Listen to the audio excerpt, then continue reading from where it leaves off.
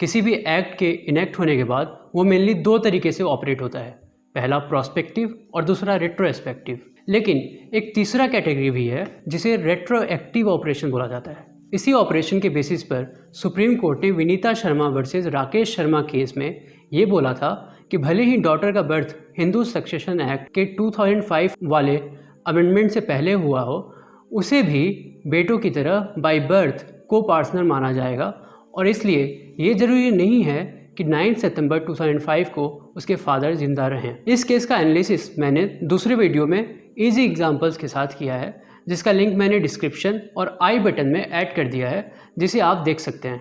Prospective operation of statute का मतलब ये है कि उस स्टैच्यूट में जिस राइट या लाइबिलिटी की बात की गई है वो इस स्टैच्यूट के इन्फोर्स होने के बाद क्रिएट होंगे।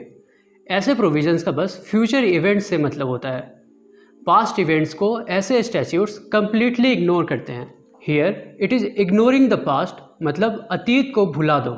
जैसा कि आप जानते होंगे, पीनल स्टैच्यूट्स में प्रोस्पेक्टिव ऑपरेशन का यूज़ किया जाता है। जैसे कि अगर कोई एक्ट इस वक्त क्रिमिनल ऑफेंस नहीं है और बाद में उसे क्रिमिनल एक्ट बना दिया गया है, तब आप उस एक्ट के लिए लायबल नहीं होंगे। अगर हम हिंदू सक्सेशन एक्ट के अमेंडेड सेक्शन 6 से समझना चाहें तो अगर वो प्रोविज़न प्रोस्पेक्टिव होता तब उन बेटियों को को पार्टनर नहीं माना जाता जिनका जन्म 2005 से पहले हुआ है, क्योंकि वो प्रोविज़न 9 सितंबर 2005 से फोर्स में आया था। रेट्रोस्पेक्टिव ऑपरेशन ऑफ स्टैच्यूट का मतलब ये है कि उस स्टैच्यूट में जिस राइट या लाइबिलिटी की बात हुई है वैसे राइट्स को स्टैच्यूट के इनेक्ट होने के पहले भी एक्सरसाइज किया जा सकता है। ऐसे प्रोविजंस पास्ट इवेंट्स को टोटली एक्सेप्ट करते हैं। Here you are resurrecting the past, मतलब आपको पास्ट को बदलने की शक्ति भी दे दी गई है। अब अगर सेक्शन 6 को रेट्रोस्पेक्टिव माना जाता तब डॉटर्स को 2005 से पहले बाय बर्थ को पार्टनर तो माना ही जाता और इसके साथ ही साथ उनके पास ये राइट भी आ जाता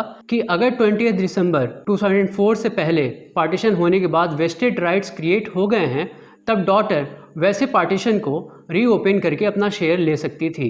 चूँकि सेक्शन 6 में ये क्लियर कर दिया गया है कि 20 दिसंबर 2004 से पहले हो चुके पार्टीशंस पे कोई इफेक्ट नहीं पड़ेगा, तो इसका मतलब सेक्शन 6 का ऑपरेशन रेट्रोस्पेक्टिव नहीं हो सकता। अब बात करते हैं रेट्रोएक्टिव ऑपरेशन की।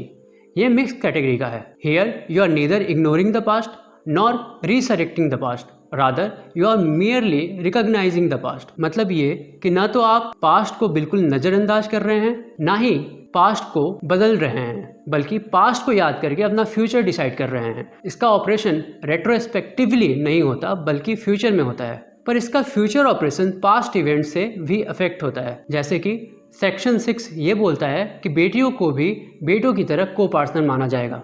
इसका मतलब ये हुआ कि बेटियों को बेटों की तरह भी बाय बर्थ को पार्टनर माना जाएगा, पर बेटियां इस राइट का यूज 9 सितंबर 2005 के बाद ही कर सकती हैं। अब अगर बाय बर्थ को पार्टनर माना जा रहा है, तब बेटियों का को पार्टनर बनना इस बात पर डिपेंड नहीं करता कि 9 सितंबर 2005 को उसके फादर जिंदा थे या नहीं।